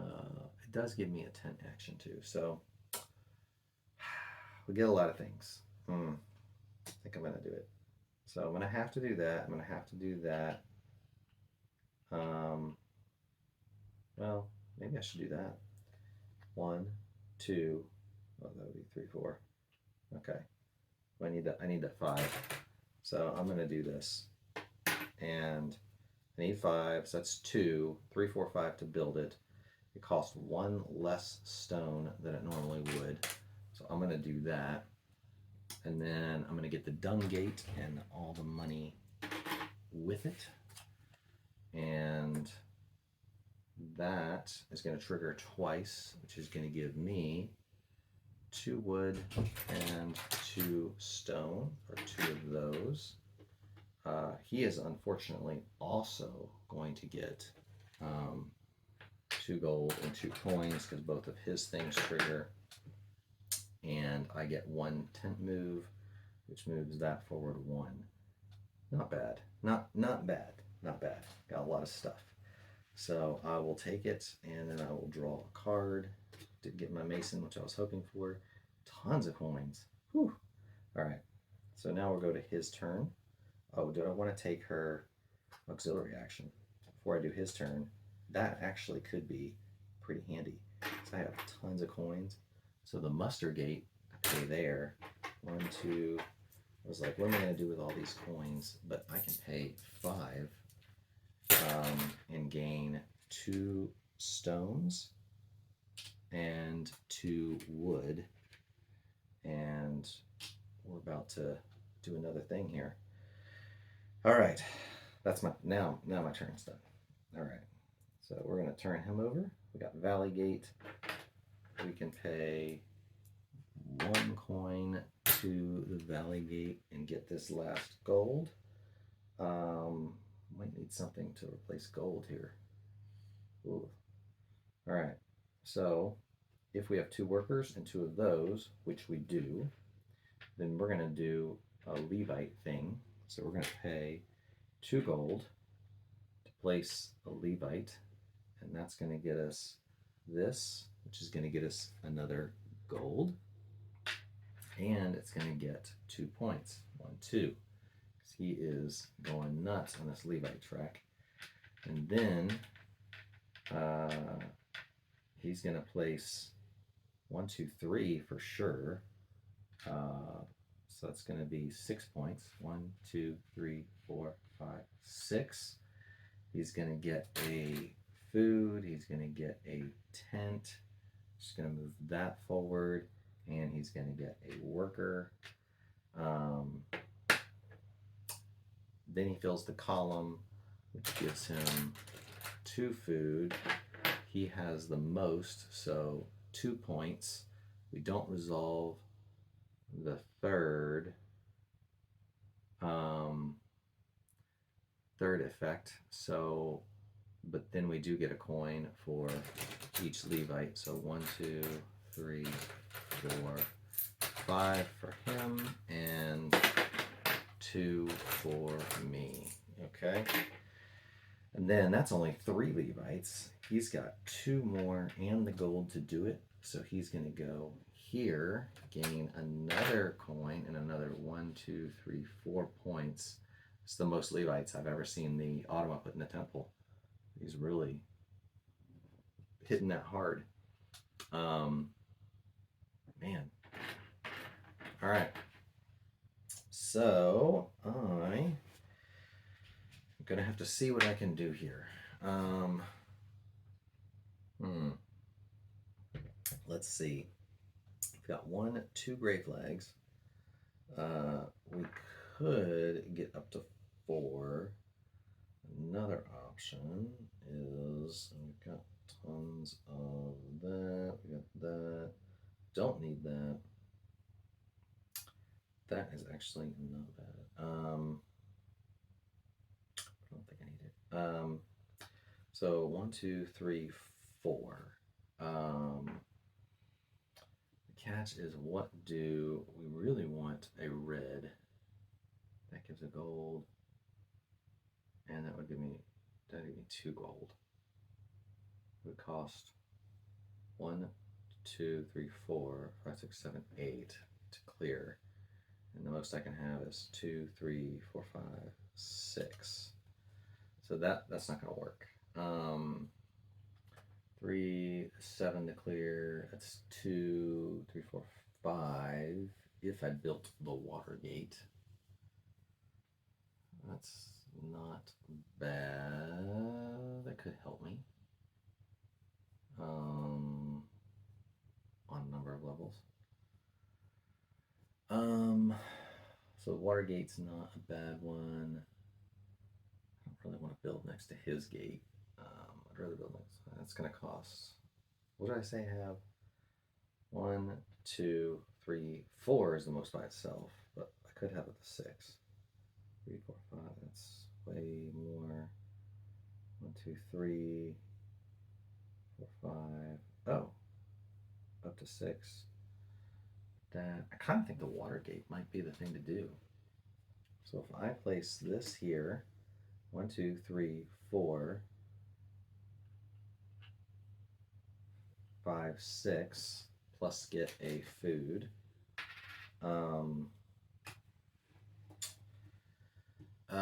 let's see.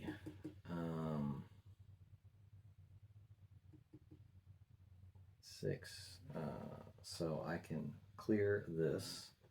It's going to cost me 1 less stone than normal because of my scribe. And then I'm going to get the coins here from the water gate. And I will place, there's no bonus for clearing. Place the water gate down.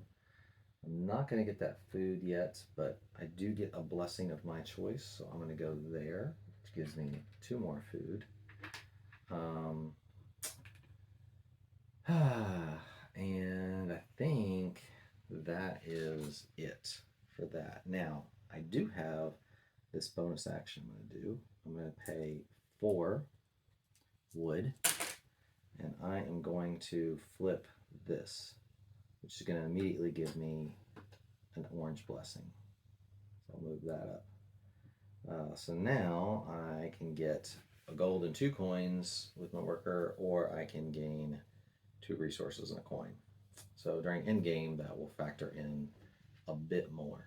And I need to draw a card. There's my mason. Sweet. All right. So now we'll go to this guy. He's got tons of coins, so he's definitely paying for the water gate. Who has a water gate? I have a water gate. So he gives me a coin, and then he's going to pay 3 coins to move up the altar track. 1, 2, 3, which is going to give him a coin for a food bonus and a purple move, which gives him 2 points. 1, 2. And then he'll flip this guy over. He's got 2 workers and 2, so he is going to pay 2 to place a Levite. He would, I forget what he gets if he gets that. That's like a, if he gets that particular, he moves a 10. He moves a 10. Okay, so that's going to give him 2 points. 1, 2, done. And he gets 3 points. 1, 2, 3. So 5 points total. Wow. And, okay, so the first thing he's going to do, so for Levite 1, he's going to pay a coin to gain a gold. For Levite 2, he's going to put that in the temple, gain that, and that's going to give him 2 points. For Levite here, he's going to do that to gain a gold. And for the next Levite, he's going to put it in the temple, gain 2, gain a tent, gain a blessing. And for the next Levite down here, he's going to pay a gold and gain 1 of these. And then for the last Levite, he'll put that there. He'll gain a worker, and he's filled the temple. Okay, so gets his 2 points. Whew, and he filled the temple. So he's going to gain that. He's got the most Levites, so he's definitely doing that. And then he gets a coin for each Levite. So we'll give him 6 coins, and I get 2. Wow. We are really running out of coins here. And that is his turn. Man, he really banged the Levites there. Crazy. All right. Now, the question is, do I do my Mason or do I do him next to potentially, because I can 1, 2, 3, 4, 5, 6. I can have 6. And that is pretty handy. If I can manage it. Can't build there, can't build there. That's going to cost too much. This is cost 3, 4, 5, 6. And significant build, but would give me some stuff I could use. We need some gold replacement. I'll have to check in a second.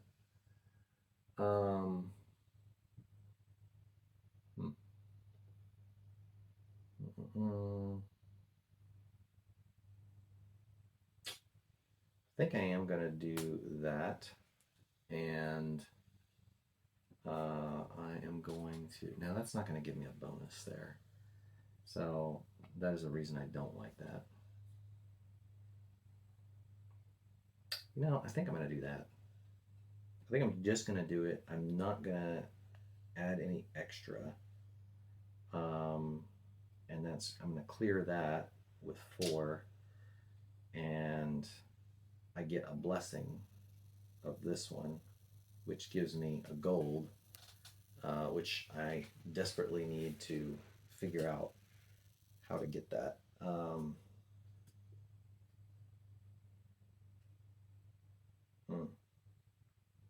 Oh, so I'm going to go ahead and spend 1 to the east gate plus 4. So I need 3 gold. I need 3 gold. All right, now I need something to replace gold here. We're going to use some old underwater cities for gold. All right, and so I would have 3 gold.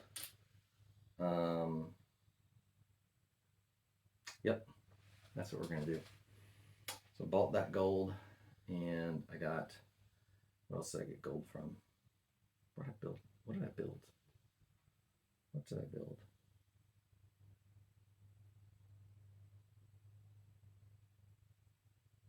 I forgot what I built. Is that a little wall or a gate?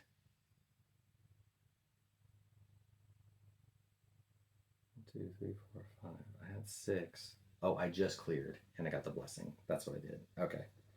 So now it is his turn. All right, so he is going to spend 4, and he's going to get a, well, he can't get the red blessing, but he can get the tent, which gives him 2 coins back. And then we're going to go here. He's got a worker. He's got no gold. He doesn't have 2 gold. So he is just going to simply get a worker and a gold. All right. Then it is my turn. And I could Mason, I could also potentially, man, I'm going to have to do that. Well, maybe it's not time yet.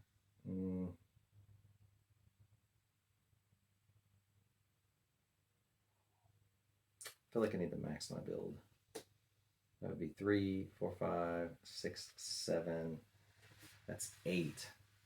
And there was a spot I wanted to go that was pretty stinking good. That's 3, 4, 5, 6, 7, and that's 8, and a purple, and the old gate. That would give me another worker to work with. That's 3, 4, 5, 6.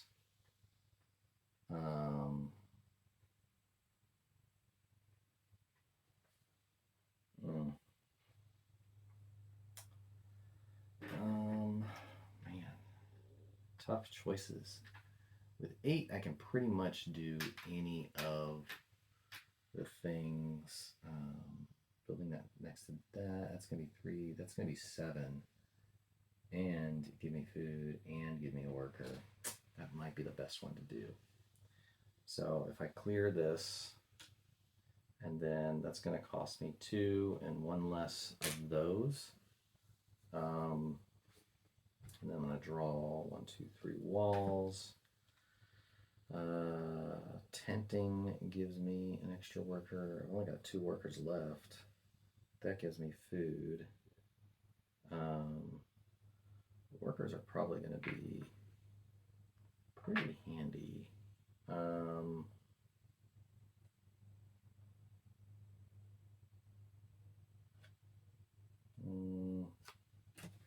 Money's not a problem. Food's not a super issue. So I think I'm going to do this one. Now I cleared that rubble, so I get a purple blessing. And now I get the immediate benefit of the wall next to me. I'm going to get the tent because of the wall bonus, which is going to give me 2 workers. Fantastic. And then I'm going to get my gate bonus of 2 food. So I'll probably have plenty of food for my turn. And then I could also sell stone for 2 coins. But do I want to?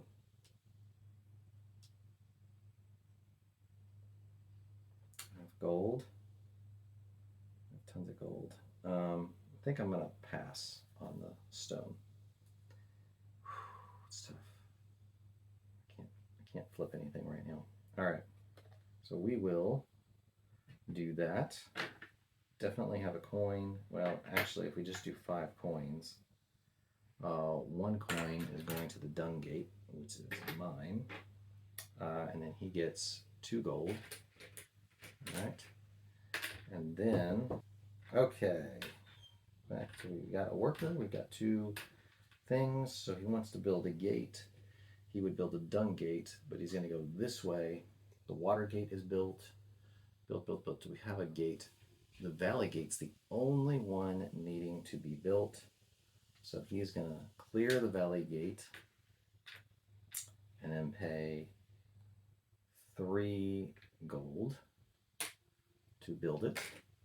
And he's going to get all the coins for that.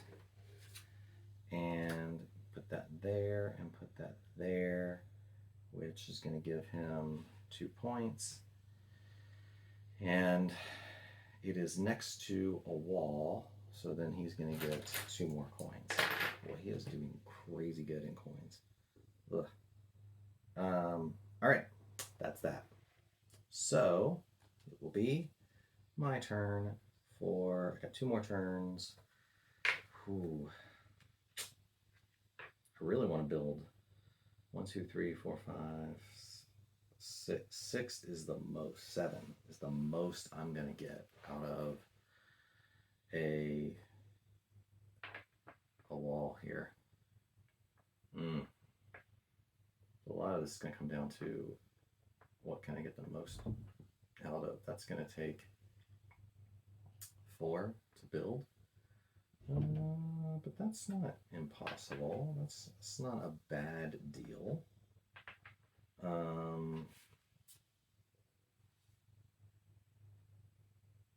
coins. That is not a bad deal. That would give me some bonuses. 2 bonuses. And plus that. It's doable. I don't have a gate I can do.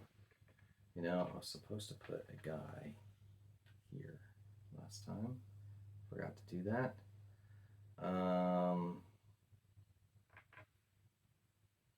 Not gonna get a lot of banners there. 1, 2, 3, 4, 5 is the most I'd be able to do.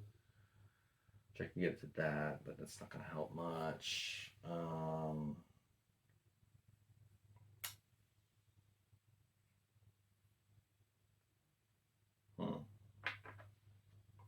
Might be the best off. So if I do this, it gives me a bunch of red banners, and I'm going to actually use my gray banners of 6, and I will build that wall because I don't think I need the things. The question is, do I need the food? Do I want the blessing? Do I want the gold? I think I'm going to call the food the most important thing. I'm going to build that food. You might be able to hear my cat coming in. I might have to pause here to feed the cat because he is needy. And then I built next to a wall, so I get an instant gold, and I built next to my gate, which gives me another gold. I'm going to pause for a second and feed my cat. All right. here we go. All right. Let's see. I think I did all the things. I did that. I could sell gold for 3 coins as many times as possible.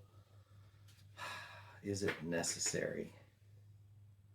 Because well, the food might be necessary because I might get another Levite. That might be worthwhile. All right. I don't have anybody to draw. I'm not drawing. Lots of gold. Lots of that. Don't need the coins. Ugh. Okay. I think we'll just keep going here. Old Gate. All right. So he is going to pay 1, 2, 3, 4, 5 coins to gain 4 points. 1, 2, 3, 4. And then he's going to flip his last and final turn. He's got 2. He's only got 1 gold. He doesn't have 2 gold. So he is just going to simply gain a gold and get 1 move on the altar track. And he can't do anything with that. Gets him in between the fellas. All right. Now, my turn. I am going to have to... Well, first of all, I got to play a card. I can't put it on that. I'm going to have to put it on that. Are any of these helpful? That could be helpful. Let's see. Can't put anything else in the temple. I do have, but I would need 6 flags. 3, 4, 5, 6. There are 6. So I'm not going to do more than 6. But I'm going to have 3 Levites. So I'll go... Oh.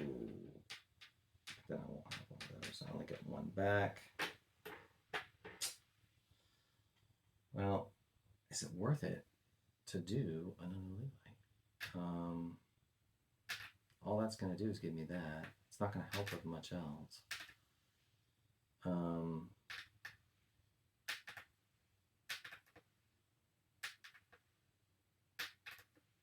Yeah, I'm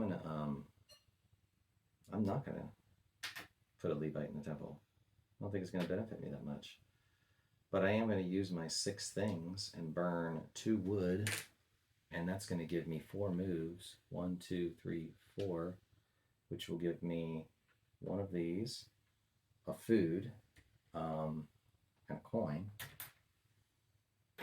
And from what I can tell, I think that is pretty much all that's worth doing. Because if I put one of those up there, that's just 1 less of those, which doesn't benefit me. I'm going to need 1, 2, 3, 4, 5, 6, 7, 8 food. And I've got 1, 2, 3, 4, 5, 6, 7, 8. I got exactly 8 food. So, oh, that was not the best card to put down.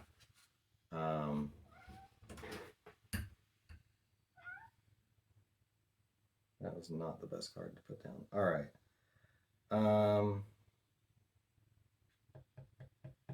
It's fine. It's fine. Okay. So I think, is there anything else I can do? I've got the auxiliary action. I could get more food, but is it necessary? It's not necessary.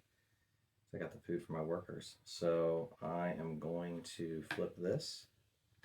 We'll resolve the prophet's judgment first. Now first I will get, in preparation for Sabbath, I'll pull one of these guys back.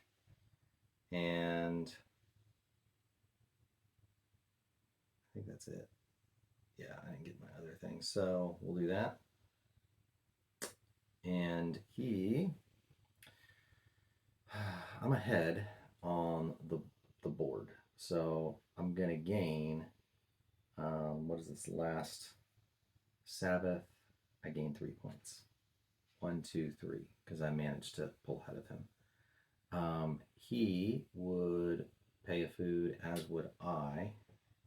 Now I can use these guys, so I will just gain a food and 2 coins, and we'll call that the food that I'm paying for this. I just won't get it. He would have to pay a food, but I don't, or he actually he would actually gain a stone or a gold. So, whoop-de-doo. And then, that it for him. We resolved the prophet's judgment. That's done. I could use these guys for other things, which I might.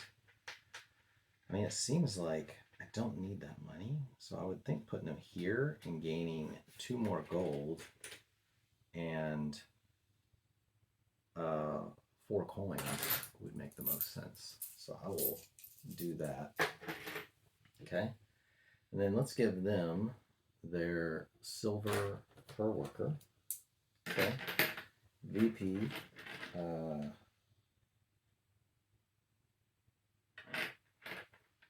Okay. VP equal to the row of the highest scroll tile, which is 1, 2. Gatekeeper or scribe. So gatekeepers, or no, Levites, are going to be 6. 1, 2, 3, 4, 5, 6. Rightmost blessing is going to be 6. 1, 2, 3, 4, 5, 6. Golden spaces on altar track is going to be 1, 2, 3. And that, and then they're going to convert all, convert every gold into 3 silver. So we have 9 silver, 10, 11, 12, 13, 14, 15, 16, 17, 18, divided by 5. That's going to be 3 victory points. 1, 2, 3. 3 points of altar leader. They are not. VP from walls, okay, and gates. So we'll start down here. 2, 3, 4, 5, 6, 7, 8, 9, 10, 11, 12, 13, 14, 15, 16, 17, 17. So 95, 105, 1, 2, 3, 4, 5, 6, 7. This should have been in the supply. So, and VP from scribes, 2, 3. 1, 2, 3. So they, now this, for Automa, for the solo, this is the highest score they've ever gotten. They scored 80 the first couple of times. They scored 115 this time. I think it's going to be awfully hard to catch, and I don't think I'm catching it, but we'll see. So I get to score 1 card here, and then the last card from my hand. So this is going to be a point for every wall built. That's going to give me 1, 2, 3, 4, 5. That's 6 points. 1 plus each development tile. That's not much. This is going to be, that's 4 points. That's 2 points. How many gates do I have? 1, 2, 3, 4 gates. So that's 5 points, and that is 5 points. So the 6 points is going to be definitely the best, and I get to score the one on my hand because of that top guy I got. So we've got a total of, what did I say that was going to be? 1, 2, 3, 4, 5, 6, 7, 8, 9, 10, 11, 12, 13, 14, 15, 16, 17, 18, 19, 20, 22, 23, 24, 25, plus this, 26, 27, 28. Yeah, so that's going to be 28 points. So 33, 43, 53, 61. Okay. Not bad. Convert all resources into silver. All right, gold is 3 silver. So I've got 1, 2, 3, 4, 5, 6. Oh, I gotta feed all my people. I just did. 7, 8 times 3 is 24. 25, 26, 27. Okay, so that's 27.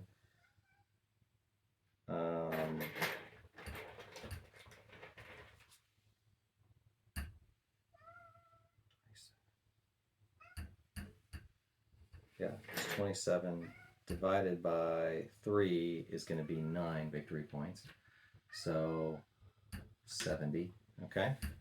And then 1 VP for 5 victory points. Divided by 3. No, I didn't do that right. 27, 29, 30, 31, 32, 33, 34, 35, 36, 37, 39, 41, 42. So I have 42 coins divided by 5 is 8. So that's going to put me at 69. Okay. And then I am the altar leader, but I already gave myself 3 points for that. 2 points per development tile. So I've got 6 points for that. 1, 2, 3, 4, 5, 6. And then VP from walls and gates. So I'll start over here. It's going to be 2, 3, 4, 5, 6. 7, 8, 9, 10, 11, 12, 13, 14, 15, 16, 17, 18, 19, 20. So 75, 85, 95. So that's my high score, which is nice. VP from scribes and scroll tiles. All right. So we've got 4, 5, 6, 7, 8, 9, 10, 11, 12, 13, 14. 95, 5, 1, 2, 3, 4. All right. 109 to 115. So that is my best score, but I didn't beat the Automa this time, and he got the best of me. So man, still close though. So close. I don't think I forgot anything. I probably did forget something. I probably did. I just can't think of what it is. But that is Ezra and Nehemiah. I will try to, again, divide the chapters up into their appropriate sections. So it's a little easier to jump from one Sabbath to the next. But like and subscribe if you get a chance. Let me know what your thoughts are. If you've played this, let me know what I missed. And I did substitute the golden in. I'm pretty sure gold, like if you run out of resource like that, you substitute something in. Workers I think, are the main limited thing. But until next time, thanks for joining Unraveled Game Thoughts, and have a great weekend.